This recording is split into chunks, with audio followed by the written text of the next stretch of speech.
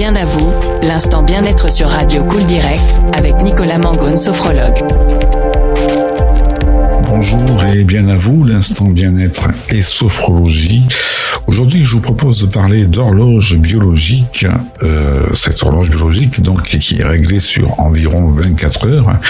Et c'est elle qui gouverne l'alternance entre la veille, sommeil et l'organisation d'autres rythmes circadiens, comme on dit, comme notre température interne. Mais la plupart du temps, nos vies s'organisent sans tenir compte de ces rythmes naturels, et cela peut provoquer une désynchronisation qui n'est pas sans conséquence sur notre sommeil et sur nos performances cognitives. À l'inverse, l'écoute de notre horloge biologique assure une plus grande sérénité et une efficacité un peu plus accrue. Alors je vous propose ça en 7 défis. Premier défi, celui de déterminer votre chronotype. Alors, que ce soit à 6h30 du matin ou à 7h, vous sautez du lit, le sourire aux lèvres, prêt à soulever des montagnes, et votre conjoint ou une autre personne que vous connaissez, lui, par contre, a tendance à se lever les yeux pochés avec l'envie irrépressible de se rendormir. Alors que votre chronotype soit matinal, donc réveil tôt et coucher tard, ou bien tardif, coucher plus tard et réveil souvent difficile, ou bien dans l'intermédiaire, il influe sur votre niveau d'énergie et votre fatigue. Alors pour définir le vôtre, posez-vous les questions suivantes. Si vous deviez fournir un effort intellectuel important, à quel moment de la journée ce serait le plus adapté? Et aussi une autre question comme ça qui peut s'ajouter, avez-vous faim au réveil? Alors, procédez à ce réveil selon votre propre rythme pour connaître votre chronotype, profitez des vacances et soyez à l'écoute de votre rythme, observez les moments où vous êtes le plus en forme et vous saurez alors si vous êtes adaptable, lève tôt, couche tard ou petit dormeur. Le défi numéro 2, c'est de mettre des mots sur les ressentis. Quand vous vous réveillez le matin avec la désagréable impression de ne pas avoir dormi, peut-être êtes-vous en proie à une fatigue intense, de la résignation, ou bien à une angoisse face à la journée qui vous attend. Tenter de nommer les sensations positives ou non qui vous traversent permet de mieux comprendre votre horloge biologique et les besoins qui l'accompagnent. Alors nous avons parfois la conviction que nous devons nécessairement dormir 8 heures par nuit pour être en forme, ce qui s'avère souvent pas très exact. Et donc dans ce cas-là, munissez-vous d'un petit carnet dans lequel vous pourrez consigner vos ressentis.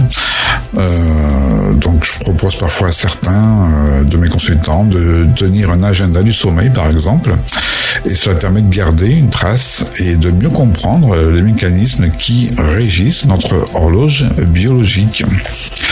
Le défi numéro 3 serait d'identifier les signaux de votre corps. Alors, l'accélération du rythme cardiaque, la sensation d'être dans le coton, parfois le corps est un baromètre qui permet de comprendre comment nous fonctionnons. Et les 23 heures, par exemple, vous devez rendre ce rapport de travail pour le lendemain. La lumière bleue de votre écran vous tient éveillé, vous ne ressentez pas de fatigue, mais si vous vous reliez à votre corps, peut-être vous sentirez les tensions dans vos épaules, signe qu'il est temps de s'arrêter et peut-être aussi de se reposer un peu. Pour chaque tâche de la journée, accordez-vous quelques secondes, ressentez-vous de la légèreté, est-ce que vous ressentez de la lourdeur? Alors selon votre chronotype, les signes corporels ne se manifesteront pas à la même heure. Les identifier, ça permettra de mieux se prémunir contre la fatigue et le stress. Le défi numéro 4, c'est apprivoiser votre concentration. Alors, selon une étude de Robert Matchock, professeur de psychologie à l'université de Pennsylvanie, la concentration s'améliore du réveil à l'heure du déjeuner avant de décroître entre midi et 16 heures. Résultat, il faut accepter de ne pas être toujours concentré et donc productif toute la journée. En fait, notre cycle de base, repos-activité, dure 90 minutes. Il est donc naturel que nos capacités d'attention soient irrégulières. Alors une petite astuce comme ça, si vous sentez votre concentration faiblir, choisissez un objet, que ce soit un carnet, un stylo, un bijou, peu importe, et prenez le temps de l'observer de près, le sentir, le toucher pendant 1 minute. Focalisez votre attention sur cet objet comme si vous le découvriez pour la première fois. Le défi numéro 5, donc c'est pratiquer un sport ou une activité qui engage beaucoup le physique. Les études scientifiques montrent que la pratique d'une activité physique serait particulièrement favorable entre 15h et 18h. A contrario, aller courir ou se rendre à son cours de danse préféré, Zumba ou autre, moins de 3 heures avant d'aller se coucher, nuirait à votre sommeil. De la même façon, il est recommandé de laisser passer au moins 1h30 entre le repas et votre séance de sport ou d'activité physique.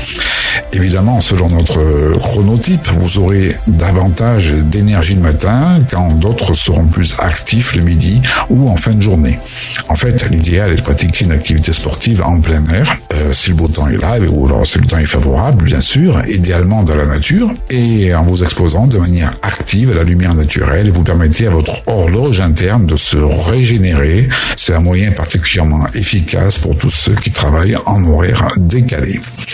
Le défi numéro 6, c'est de faire des pauses régulièrement. Vous avez travaillé pendant plus de 2 heures sans vous arrêter. Votre horloge biologique vous rappelle à l'ordre en diminuant la production de cortisol, et après quelques minutes de pause, une sécrétion d'adrénaline vous rendra votre énergie pour l'après-midi.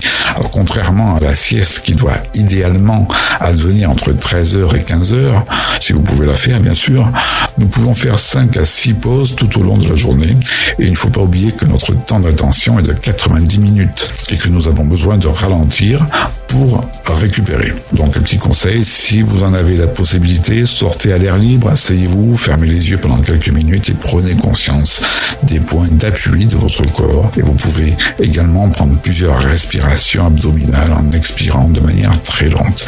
Et enfin, dernier défi numéro 7, ancrer l'instant présent. 1 heure avant de coucher, préférez un moment de contemplation ou de lecture plutôt que la consultation d'écran. Oui, c'est pas facile.